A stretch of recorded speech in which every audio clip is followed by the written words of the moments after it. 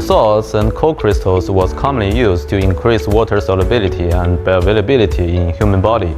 And salt and cocrystals can also be designed to lower solubilities for controlled release formulations. For example, API combined with a hydrophobic coformer can delay drug release.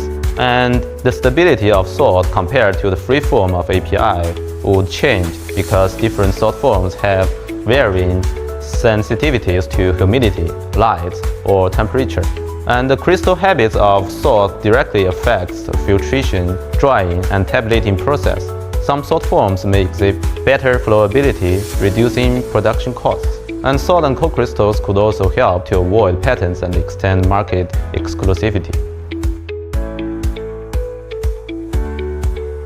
So firstly, we have to figure out the property defects of candidate compounds, such as amorphous, low solubility, poor chemical stability, high hygroscopicity, and low melting point.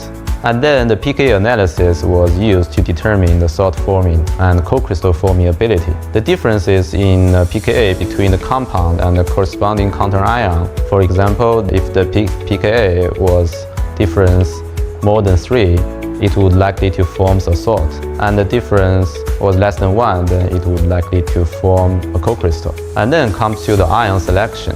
There are a lot of considerations during the ion selection. For example, safety, toxicity, commonly used preparation efficiency, and pattern circulation. And we would also use the silicon method like a COSMO-RS to predict the tendency of cocrystal formation through a computational chemistry.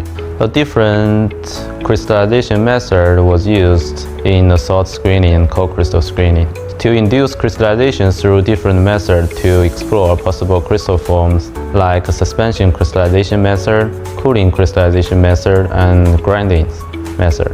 So finally, it would be the selection of the candidate salts. So there are a lot of considerations. For example, the solubility and dissolution rate, and chemical stabilities, and physical stabilities.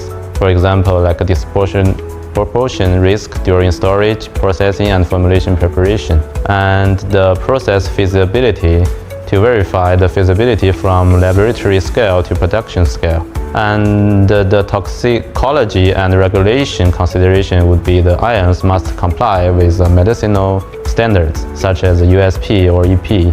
And the patent analysis was another consideration. For the generic drugs only, we have to ensure that the selected salt types has no intellectual property conflicts.